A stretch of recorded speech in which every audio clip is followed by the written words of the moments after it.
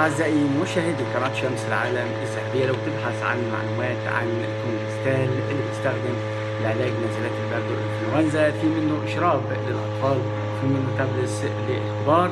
في رحلتنا النهارده مع الكونجستال اللي بيتكون من الباراسيتامول بتركيز 650 مللي جرام، والكلوفينارمين طبعا مليات 4 مللي جرام، وعندنا سيلوفيدرين هيدروكليد 60 مللي جرام ثلاثيه بدون كونجستال.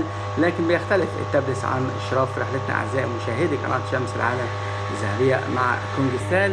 طبعا اقراص كونجستال واحد من الادويه اللي بيتم وصفها من قبل الطبيب او الصيدلي في علاج نزلات البرد والانفلونزا، لانه بيحتوي زي ما قلنا لحضراتكم على مجموعه من المواد الفعاله اللي قلناها دلوقتي بتركيزاتها المختلفه، الباراسيتامول وطبعا الكلوفينارمين والسوليفيدرين، وهذه التركيبه الرباعيه المميزه اللي بتخفف من اعراض البرد والانفلونزا وبتعالج الرشح وارتفاع درجه الحراره واحتقان الانف وحمى القش في العين.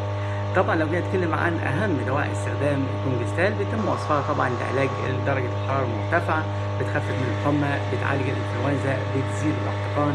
بيستخدم ايضا كونجستال في علاج اعراض نزلات البرد المختلفه، بيستخدم في حالات العطس وسيلان الانف، كمان بينيم، طبعا بيزيل الاحتقان، بيعالج الانفلونزا، بيعالج الحمى، بيزيل الالام الناتجه عن ارتفاع ضغط الجيوب الانفيه، بيخفف الانف طبعا، وبيجفف الانف وبيخفف الصدر من السوائل. كمان الهدف الاساسي من دواء استخدامه انه بيجفف الانف والصدر من السوائل، بيعالج الاعراض المرتبطه بحمى القش زي ما قلنا لحضراتكم سواء كانت العين او غيرها.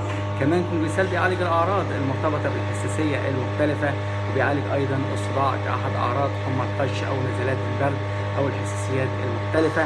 كمان كونجستال يمكن استخدامه او وصفه لازاله الام الجيوب الانفيه وبيزيد الاحتقان، وكمان بيعالج الكحه والحكه في الانف او الحلق. وفي جميع هذه الحالات طبعا لا يجوز استخدام كونجستال دون الرجوع للطبيب. يستخدم ايضا في علاج ارتفاع درجه الحراره الناتجه عن اعراض حمى القش او نزلات البرد او الحساسيات المختلفه، بيعالج احتقان الانف والجيوب الانفيه. طبعا بيتم وصفه ايضا في علاج الزكام، واحنا عارفين ان الزكام والانفلونزا عباره عن مرض بيسبب في حدوث فيروس، وبتكون اعراضه عباره عن رشح وعطس واحتقان بالانف.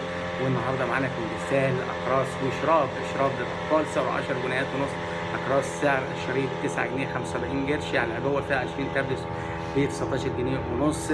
بيحسن كونجستال من الاعراض المختلفه لانه بيحتوي على مكونات كمضاد للاحتقان والحساسيه والكحه والحكه.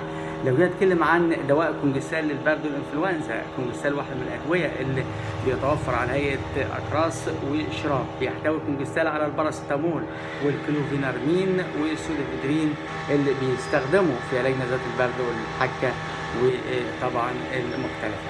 كونجستال اقراص طبعا بيحتوي على الباراسيتامول وبيعمل كمسكن للالام وخفض الحراره، وهو امن بالنسبه للحوامل والرضعات مفيش اي مشكله. كلوفينارمين مليات بيعمل كمضاد للهستامين، والهستامين عارفينها ماده بيفرزها جسم الانسان وبيسبب ظهور اعراض الحساسيه والبرد، وممكن يسبب نعاس احيانا. سودوفيدرين هيدروكرايد المكون